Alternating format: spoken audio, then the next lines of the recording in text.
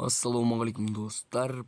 Бүгін мен сіздерге өзімнің составымда, яғни айтқанда командамды көрсететін боламын. Мен бастағаныма бір ай енді болады. Сондықтан менің составым аса қатты мықты деп айта алмаймын. Бірінші менің профилімнен бастасақ, менің командамның аты Астана, рейтингім 83, лайф хапым почти 200 мың, 48 алтын медаль, бір күміс, бір қола медальдарым бар. Көріп отқандарыңыздай стадионды әлі дамытқан жоқпын, себебі мен тек қана ойыншыларға ғана көңіл бөлдім. Енді стадионды дамытып енді бастайтын боламын. Алдағы уақытта оны видеолардан көретін боласыздар. Яғни айтқанда күнде видеоға салып стадионды дамытып отыратын боламын. Енді көптен күткен командамызды көретін болсақ. Бұл менің командам. Бізде сол жақ нападающийда Неймар, ортада Мбаппе. Сол жағында негізі бізде Месси тұру керек. Қазіргі уақытта Месси менде травмада болғандықтан Рональдоны қойып қойдым. Рональдо негізінде менде осы Сонның орнын басатын ойыншы. Сон бізде заменада отырады.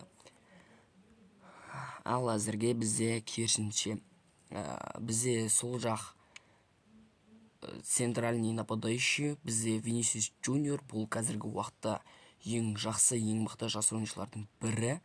Жас қаншада екенін білмеймін, бірақ ең жақсы ойыншылардың бірі. Ортада бізде Эрлинг Холланд, бойы ұзын болғандықтан оны ортаға қойдым, және де оның скорсы, силасы, удары өте мықты. Ол алдыға қарай Мбаппеге пас шығарып бере алады. Сондықтан ортаға Холландты қойдым.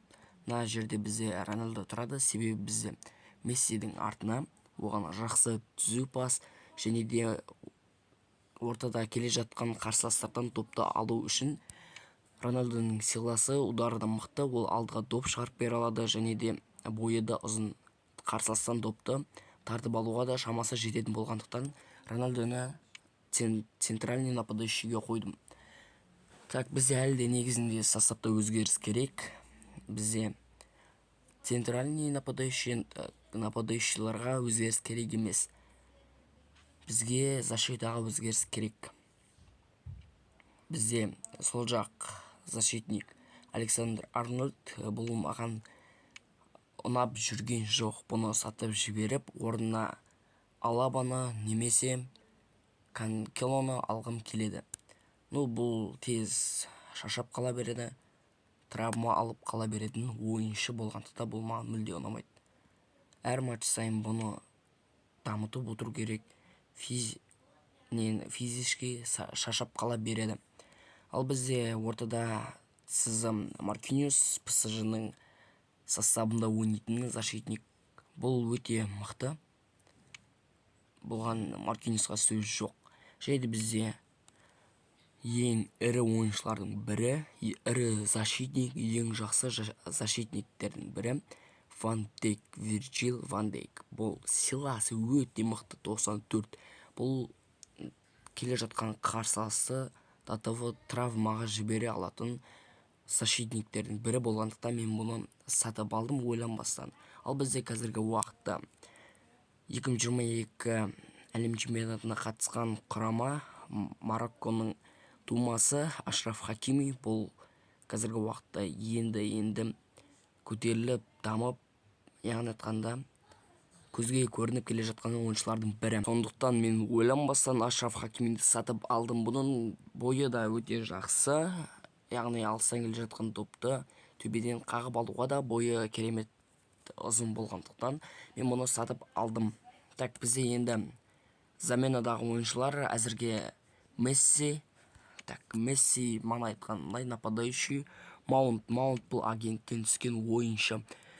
Маған Маунтты білмеймін, ұнамайды, себебі бұның рейтингі өте төмен. Родри Испанияның тумасы, бірақ маған Родриді сатып жіберген ыңғайлы, себебі орнына басқа да ойыншы сатып алып, керісінше оны тренер дамытуға, физ формаға сатып жібергім келеді. Эдугард, бұл ойыншы маған көк карточка болгондуктан және де рейтинги өтө төмен болгондуктан мен бул оюнчуну да сатып жиберем. Яғни айтканда заменада Мессиден башкасын бәрін сатып жиберем. Рамос бизде калады. Себеби бул азыркы таңда эң жакшы защитниктердин бири. Дрем лигада бунун рейтинги өтө төмен, бирок мен буну кара карточкага ауыстырып аламын алдагы убакытта. Және де буну Маркиньостун ордуна коюп, Александр Арнольдду сатып жиберип, ордуна Кантелону алам. Маркиньос заменада калатын болот. Состав туура осундай. Өтө керемет составдардын бири болатын болот. Сиздердин көздөрүңүзчө мен буну кара карточкага алдагы убактарда ауыстыратын боламын. Сондуктан арнама тиркелип, лайк басып, колдоо көрсөтсөңүздөр жакшы болор эди.